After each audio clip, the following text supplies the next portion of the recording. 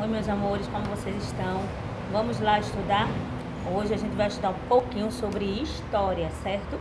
Então pega lá o teu livro de história, ok? E vamos abrir na página 128. A gente vai estudar um pouquinho sobre marcos da memória. História oral. Aí vai dizer, tia, mas eu já estudei marcos da memória, tá lembrado? Tô, mas hoje a gente vai falar um pouquinho sobre essa história oral, tá bom? E a gente estudou marcos da história, que foi da página 126, estão lembrados? Mas hoje a gente vai para a página 128. Então, dá uma acompanhada aí na nossa leitura e vamos participar da aula, ok? Quero ver vocês lendo junto comigo, certo? Então vamos lá para a nossa leitura. Marcos de memória, história oral. Por meio de pesquisas e vários tipos, pode-se estudar como grupos oprimidos lutaram para fazer valer suas vozes, acionando mecanismos de repressão dos governos, para que fossem incluídos socialmente e lembrados historicamente. Nesses casos, são estudados que valorizam os protestos, são estudos que valorizam os protestos para preservação da memória coletiva. Também é possível pesquisar como grupo que estão no poder foram implementados seus projetos fazendo uso do passado para construir uma memória que valorize o seu grupo.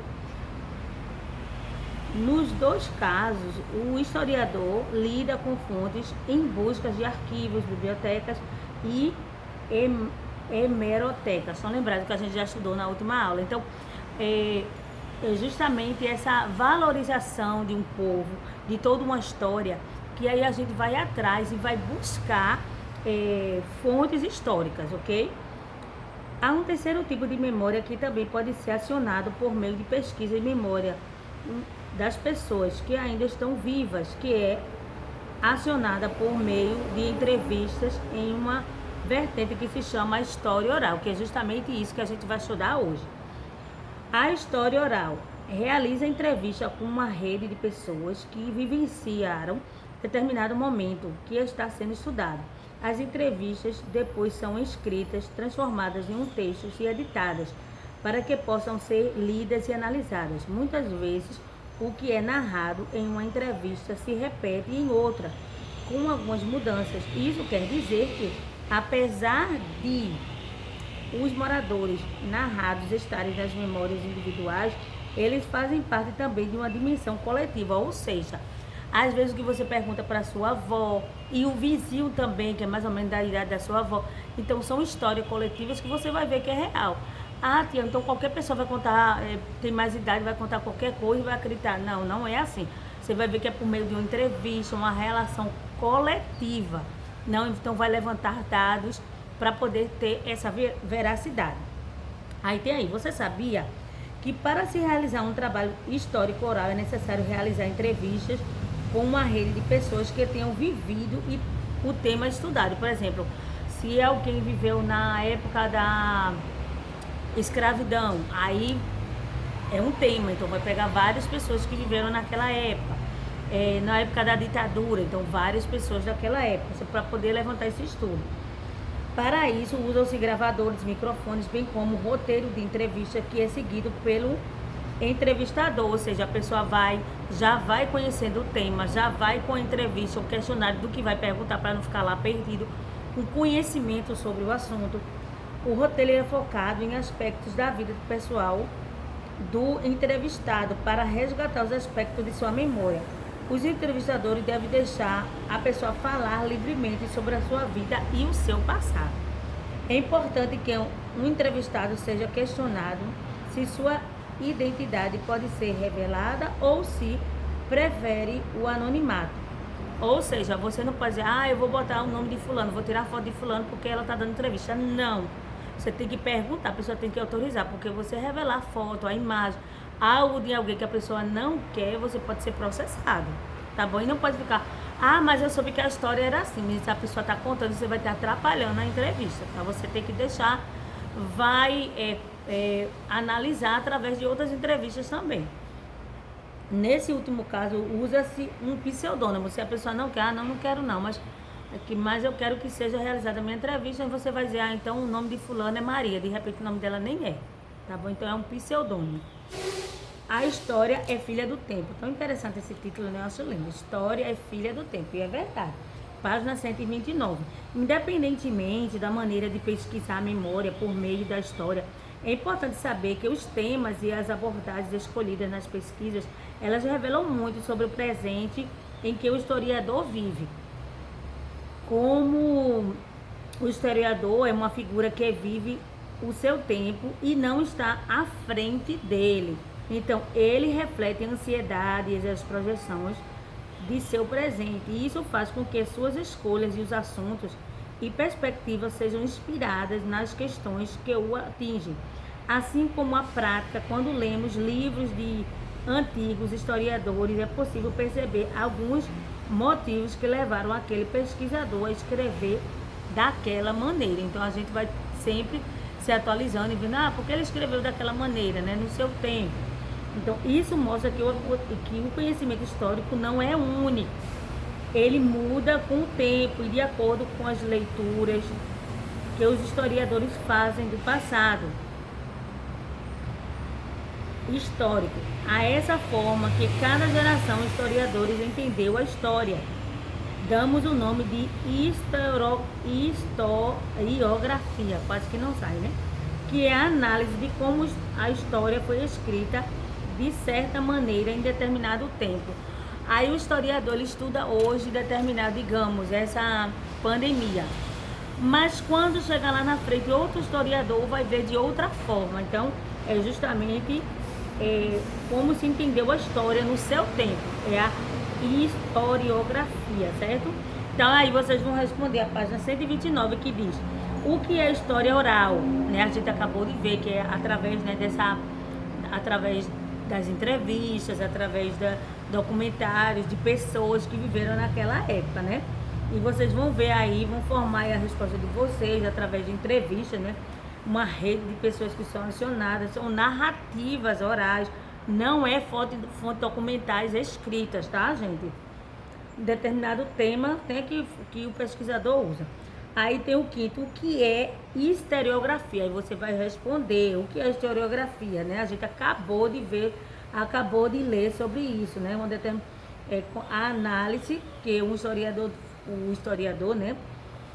Que a história foi escrita de certa maneira em um determinado tempo, né? As marcas do tempo ficaram também no modo de como o conhecimento histórico é construído. Então, vai lá dando sua resposta.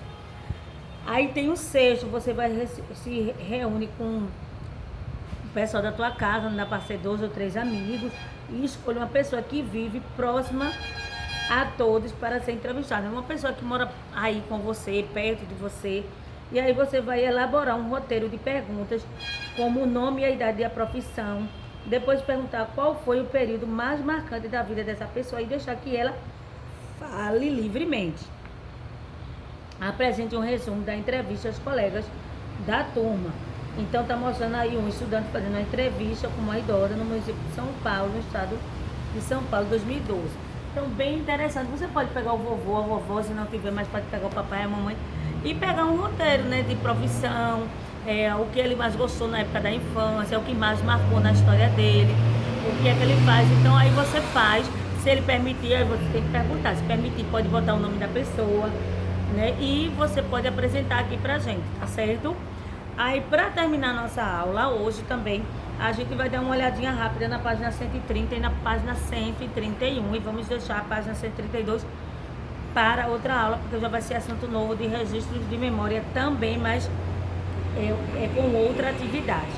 Aí tem aqui dizendo, vamos ver lá um pouquinho e vamos analisar. Aí aqui está dizendo assim, produzir e divulgar conhecimentos históricos. Vamos ver o que é isso? Produzir e divulgar conhecimentos históricos. A produção de conhecimentos históricos ela acontece nos centros de pesquisas e universidades, que oferece oportunidades para os estudantes e professores desenvolver projetos de construção de conhecimentos para que um trabalho acadêmico seja produzido. Existem diversas passos a seguir. Então, para produzir um conhecimento histórico, a pessoa tem que escolher o tema da orientação, né? Escolher o fundamento. O tema é fundamental, também precisa ser inspirado, pois o pesquisador e estudante durante o período de 1 a 4 anos depende do nível de pesquisa. Esse trabalho é uma supervisão de uma pessoa experiente que faz muitas pesquisas e deve mudar o novo pesquisador e conduzir o estudo. Então, a pessoa escolheu aqui o tema de Zumbi dos Palmares, né, que a gente já conhece, tá? A gente sabe que um trabalho acadêmico é aquele que é feito em universidades com teor literário, artístico ou científico, que a gente tá vendo aí no glossário, né? Aí a gente vai ver também, quando a pessoa faz esse estudo, os temas, os tempos e o espaço. O que é isso, tia? Por exemplo, ele escolheu o Zumbi de Palmares, aí ele deu uma olhadinha em quê? Comunidades quilombolas, município de Cavalcante, estado de Goiás. Ele escolheu esse espaço aí, esse tempo. Temos que definir o tema, o período específico, o lugar, geografia, os estudos. O período e o espaço pode ser mais ou menos amplos, dependendo de como o projeto é estruturado. Então, tem aí o professor, em 2016, observando as fontes de pesquisa, tem que ser fonte de fidedigna, que seja real. Não existe trabalho histórico sem fonte, documentos históricos, manuscritos, oficiais ou não oficiais de pesquisa, analisar o material que traz inovações e... Então, o que acontece, gente? A gente tem que procurar fontes históricas confiáveis, mesmo que sejam orais, tá bom? Então, a gente também, o que a gente pode fazer para procurar um trabalho sobre isso? Problemas e objetivos. Que problemas são esses?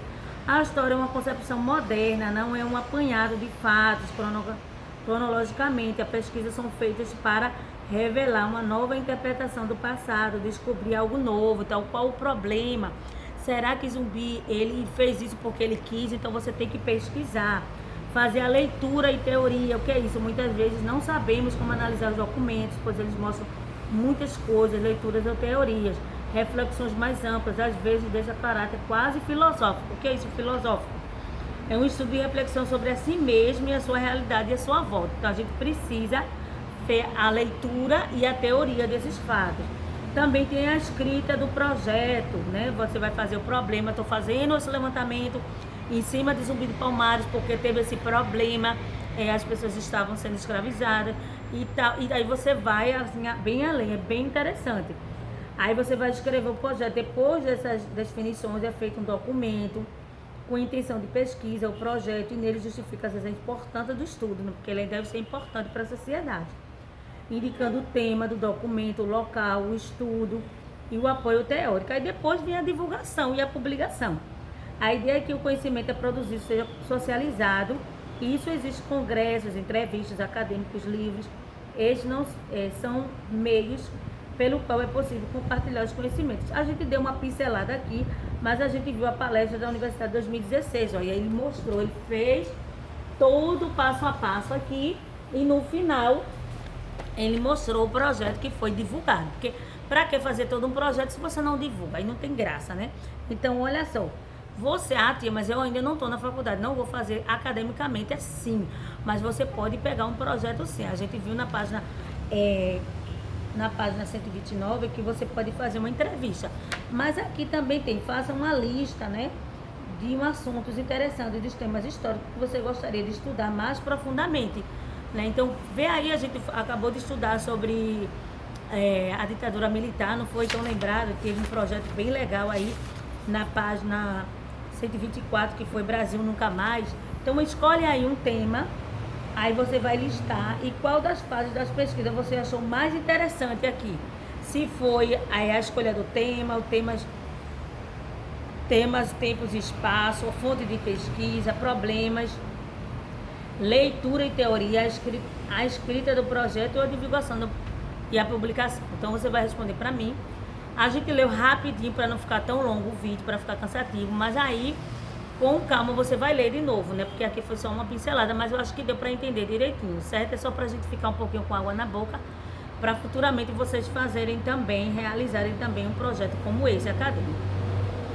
Mas a nossa aula vai ficar por aqui. Eu espero a atividade de vocês, né? Não deixem de enviar as atividades da página 129 e essa página 131, que tá super fácil. Beijinho para vocês e fiquem com Deus. Até a próxima aula.